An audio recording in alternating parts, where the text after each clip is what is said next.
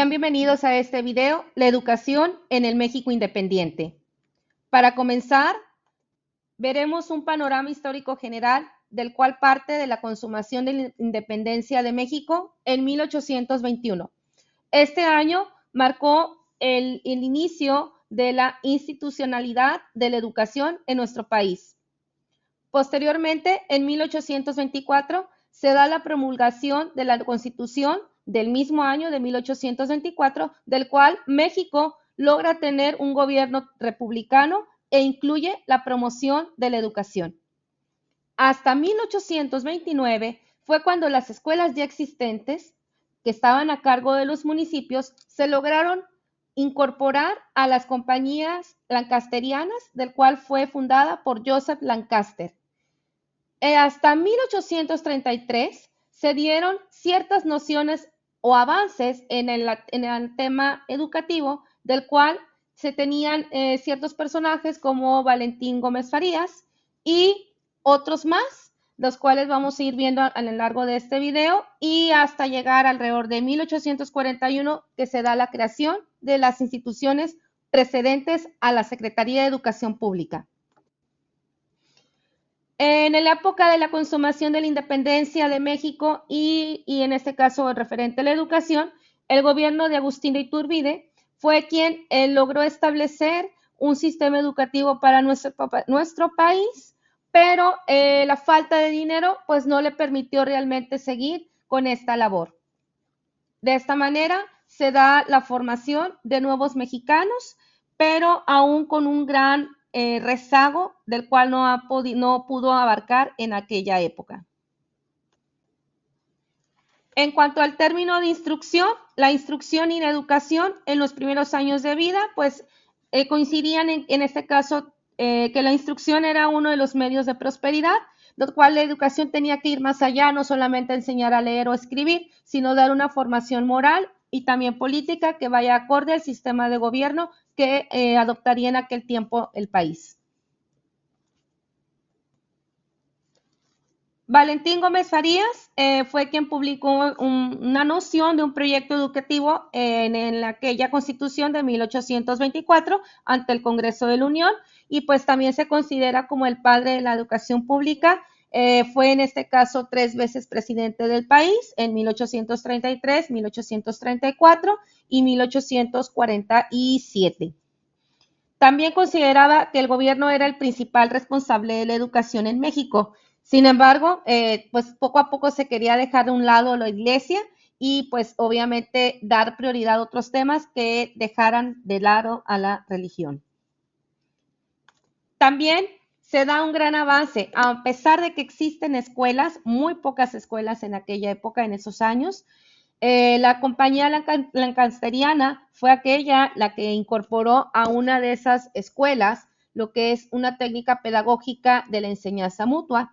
Eso fue alrededor de 1829, en el cual se da la técnica pedagógica de la enseñanza mutua, en el cual los alumnos más avanzados instruyen a otros compañeros. Aquí vemos cómo la educación, conforme avanzó, fue cambiando la metodología, fue buscando alternativas que buscaran abrir más que nada nuevas perspectivas, que no solamente ir dando oportunidad de ir avanzando y de dar una nueva metodología, una nueva forma de aprender a la sociedad. Continuando con la historia de la educación en el México independiente, estaremos hablando de Lucas Alamán y sus reformas educativas en el año de 1830. Alamán era un conservador que concebía la educación como un instrumento para mantener el orden social y fomentar el desarrollo económico. También buscaba implementar reformas en la segunda enseñanza, es decir, la educación posterior a la primaria, con un énfasis en las ciencias y en las habilidades prácticas. El enfoque de Alamán se centraba en la formación de élites capacitadas para dirigir al país, y también le daba mucha importancia a las ciencias y a las artes. Lucas Alamán también tuvo reformas no realizadas. ya que a pesar de sus esfuerzos, muchos de sus proyectos educativos no se concretaron debido a la inestabilidad política y los conflictos ideológicos de aquella época. La falta de recursos y las prioridades cambiantes de los gobiernos también obstaculizaron sus iniciativas. En la historia de la educación del México independiente también participa José María Luis Mora. Mora era un liberal que defendía la educación como un derecho fundamental y un medio para la emancipación individual y social. Sostenía que la ignorancia del pueblo impedía su participación efectiva en la vida política y perpetuaba la desigualdad. También denunciaba la desigualdad en el acceso a la educación, señalando que solamente las élites privilegiadas podían beneficiarse de ella. También consideraba que la falta de educación generalizada era un obstáculo para el progreso y la consolidación de la República. El siglo XIX en México estuvo marcado por profundas divisiones ideológicas entre conservadores y liberales, lo que se reflejó en sus diferentes concepciones de la educación. La inestabilidad política, las guerras y la escasez de recursos dificultaron la implementación de reformas educativas ambiciosas. En conclusión, podemos decir que Alamán y Mora representaron dos visiones opuestas de la educación en el México del siglo XIX. Mientras que Alamán se enfocaba en la formación de élites, Mora defendía la educación como un derecho universal y un pilar de la democracia. Ministerio de Instrucción Pública e Industrial, la primera institución educativa en México independiente. Tras la independencia de México en el año de 1821, el país se enfrentó a múltiples desastres. Con la independencia surgió la necesidad de establecer un sistema educativo nacional que permitiera la formación de ciudadanos con conocimientos científicos técnicos. En el año de 1841, durante la presidencia interina de Nicolás Bravo, se creó el Ministerio de Instrucción Pública e Industrial, convirtiéndose en la primera institución oficial encargada de la educación de México. Su principal propósito era centralizar la administración educativa bajo la supervisión del Estado, reduciendo la influencia eclesiástica y estableciendo bases para un sistema educativo más organizado. El ministerio tenía la responsabilidad de regular, formar la educación en todos los niveles. La creación del ministerio marcó un hito, un parteaguas en la historia educativa en México y que representó el primer intento formal en la estructura de un sistema educativo bajo el control del gobierno. Uno de los propósitos centrales del Ministerio de Instrucción Pública fue la centralización de la educación bajo el control del Estado, la regularización y supervisión, el fomento de la educación técnica y la ampliación de la cobertura educativa. El Ministerio de Justicia, Negocios Eclesiásticos, Instrucción Pública e Industria. Este fue creado en el año de 1843 como una reorganización del Ministerio de Instrucción Pública e Industrial de 1841. Esta nueva dependencia aumentó las funciones del ministerio anterior, pero además integró la gestión de los asuntos religiosos jurídicos bajo la administración del Estado. Las características fue la regularización del Estado y supervisión, se mantuvo en el control del sistema educativo, la incorporación de los asuntos religiosos a la administración estatal, la supervisión con las relaciones entre el Estado y la Iglesia, la supervisión de la justicia y los negocios eclesiásticos. La importancia de este ministerio reflejaba los debates políticos de la época, ya que los sectores liberales limitaban el poder de la Iglesia. Secretaría de Relaciones Interiores, Justicia, Negocios Eclesiásticos e Instrucción Pública e Industria en 1853. Se expiden las bases para la administración de la República que establecieron 5 secretarías de Estado: Relaciones Interiores, Relaciones Exteriores, de Justicia, Negocios Eclesiásticos e Instrucción Pública, Fomento, Colonización, Industria y Comercio, Guerra y Marina y Hacienda. Las atribuciones del gobierno interior se asignaron a la Secretaría de Relaciones Interiores y Relaciones Exteriores. La Justicia de Negocios Eclesiásticos e Instrucción Pública, 20 días después, se separaba lo relativo a las relaciones interiores para crear la Secretaría de Estado y de Gobernación. En 1856, en esa fecha se organizaron la Subdirección de Instrucción Primaria y sus juntas subalternas.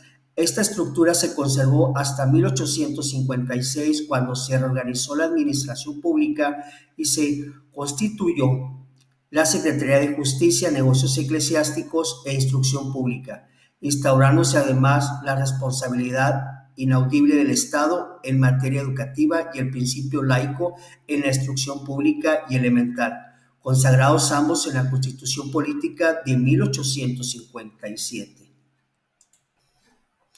Secretaría de Relaciones Interiores, Justicia, Negocios Eclesiásticos e Instrucción Pública e Industria en 1861.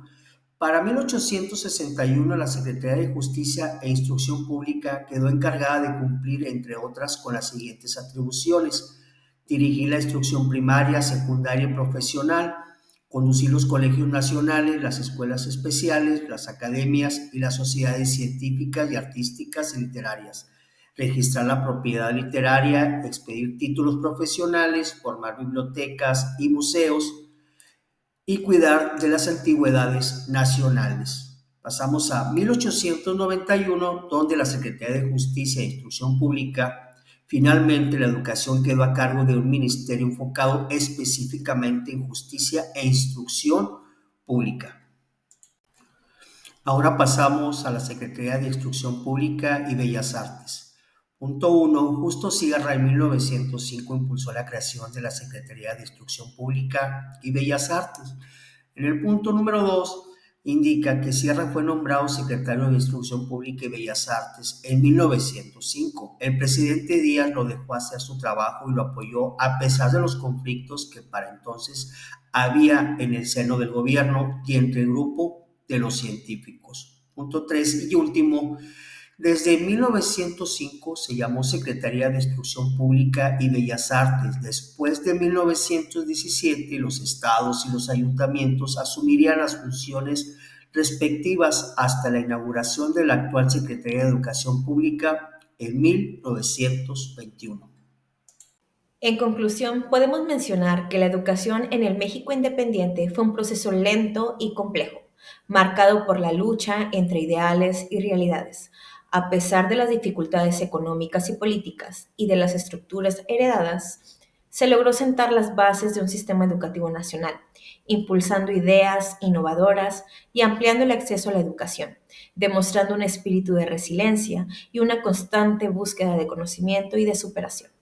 A pesar de las adversidades, se sentaron las bases para un sistema educativo nacional, se promovieron ideas innovadoras y se luchó por ampliar el acceso a la educación. Para finalizar, concluimos con la siguiente reflexión personal. Consideramos que la educación es una herramienta poderosa para la transformación social, pero que su impacto depende de un compromiso sostenido y de la capacidad de superar obstáculos. La historia de la educación en el México independiente nos invita a valorar los avances logrados, a reconocer los desafíos pendientes y a seguir trabajando por un futuro en el que la educación sea un derecho universal y un motor de progreso para todos.